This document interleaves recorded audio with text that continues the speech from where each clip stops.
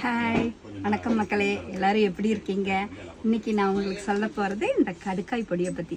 கடுக்காய் பொடி ரொம்ப நல்லது. டெய்லி சாப்பிட்டோன்னா உடம்புல இருக்க கழிவுகள் எல்லாமே வெளியேறிடும். கடுக்காய் உண்பவன் விடுக்காய் வாழலாம்னு அந்த காலத்தில் சொல்லி வச்சுருக்காங்க. அதுவும் இல்லாமல் காலையில் இஞ்சி கடும்பகல் சுக்கு மாலையில் கடுக்காய்ன்னு சொல்லி வச்சுருக்காங்க. இது சித்தரோட மொழி. இதை பின்பற்றினா வயிற்றில் இருக்க கழிவுகள் எல்லாமே வெளியேறி ரொம்ப ஹாப்பியாக வாழலாம். நைட்டு 1 ஸ்பூன் கடுக்காய் பொடி 1 டம்ளர் தண்ணியில் கலந்து குடிக்கும்போது பெரியவங்க கான்ஸ்டிபேஷன்னால் ரொம்ப கஷ்டப்பட்டுட்டு இருப்பாங்க. அது எல்லாமே இல்லாமல் ஃப்ரீயாக குடலெல்லாம் சுத்தமாகி ஹாப்பியாக வாழலாம். இந்த கடுக்காய் தோலை தான் யூஸ் பண்ணணும், கொட்டையை யூஸ் பண்ணக்கூடாது. அதனால் இதில் கடுக்காய் தோல் பொடி அப்படின்னு மென்ஷன் பண்ணியிருக்கோம். இது எங்கள் கம்பெனி தான் கடுக்காய் தோல் பொடின்னு மென்ஷன் பண்ணியிருக்கோம்.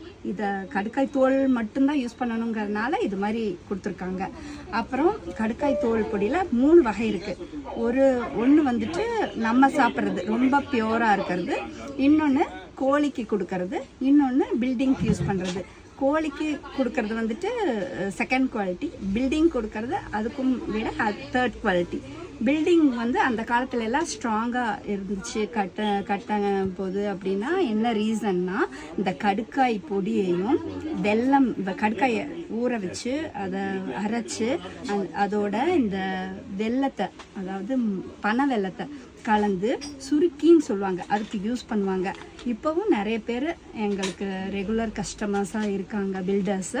அவங்க பர்ச்சேஸ் பண்ணுறாங்க நம்மக்கிட்ட, அவங்க பில்டிங் ஸ்ட்ராங்காக இருக்கணும்னு. அது மாதிரி பில்டிங் ஸ்ட்ராங்காக இருக்கணும்னு நினைக்கிறவங்க தாராளமாக இந்த 3rd குவாலிட்டி பர்ச்சேஸ் பண்ணிக்கலாம்.